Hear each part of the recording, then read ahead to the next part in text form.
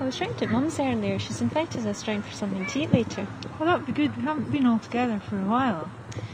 How's it going with the wedding? Well, I just can't decide about these dresses. Oh, never mind. We can all go and have a look later together. Well, that would be good, because after all, money's no object now that George is paying. We decided where the wedding's going to be. Well, we thought either Skibo or Carbondale Castles. Oh, that's great. You must be like Madonna.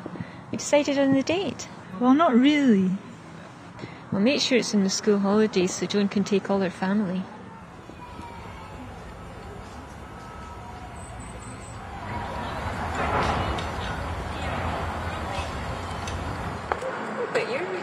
Well, actually,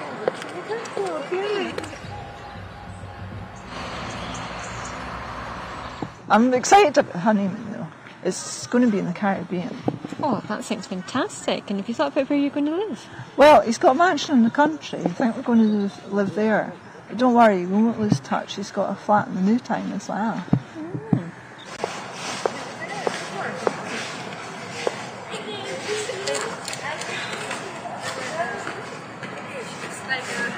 Wait till you see the ring. It's lovely. He got it in Tiffany's in New York. Anybody would think you were just in this for the money. Oh, no, he's lovely, and he's such a gentleman. This used to be the winter garden, and you could come here in January.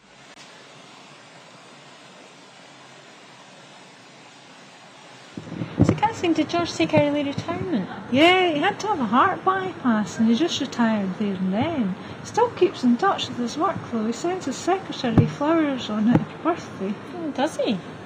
Aye, but retirement's given him such a lease of life. He goes and spends half his time on activity holidays. George says he seems a lovely man, but don't you think it's an awfully big age gap? It might not be long before he needs a bit of looking after. I'm sure things are fine just now, but by the time he's 50, you're going to be 70. That's rich, coming from the woman with the toy boy 15 years younger than her. Okay, but we're not talking about me, and I'm not marrying him. George might be okay now, but what if his heart problem returns? But we'll be able to afford help, maybe a nurse, and in the meantime we'll have a lovely life. I'll want for nothing. And anyway, I like mature men. They're a lot steadier and safer. Well, let's not bicker. We're just concerned about you, Kathleen. Wouldn't you like to have children? Joan would love to have some cousins for hers. Well, I guess I would. I'm not sure George would. He'd probably make a wonderful father, and we could have a nanny to help. There's designer maternity clothes in the shop in town. Some really lovely stuff. Have you really thought this through? Have you discussed it with George? After all, he's been through all that already. He probably doesn't want to do sleepless nights at his time of life. But the nanny would deal with that. And the church he's just joined's very keen on going forth and multiplying. He's joined a new church. Which one? Do we know it? He's not expecting you to convert, is he? Actually, we haven't talked about it much. It's not a very good start to a marriage if you disagree about something as fundamental as that. It takes a lot to keep a marriage together, even if you love each other. I expect the church will also be pretty big on relieving him of some of his money.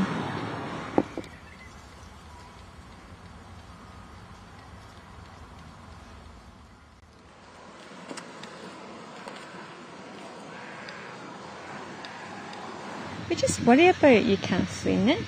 Anybody would think he was the father of the bride in the wedding photos. That's a bit cruel. Well, let's face it, he's just not right for you. Why don't you get yourself a decent job and find yourself a toy boy?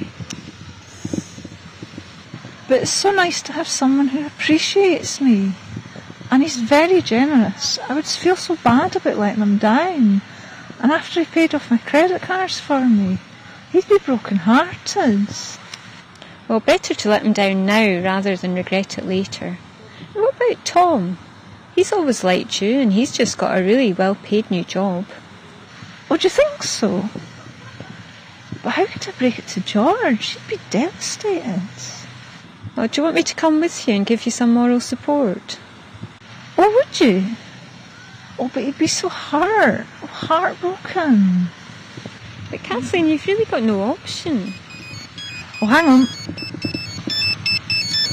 Hi, George.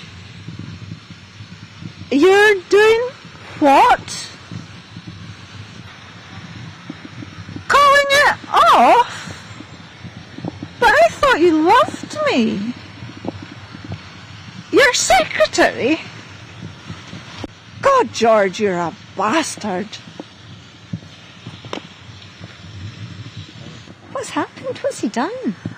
George has decided to run off with his old secretary. She's only 29, he's old enough to be her grandfather. The whole floozy must have got her claws into him when he was at work. Oh, God, I just feel so upset. But say she'd breaking his heart. Be no guilt. And remember Tom, there's always a chance something might work out there. Well, okay, but I'll tell you what, he's not getting that bloody Tiffany ring back. That's you.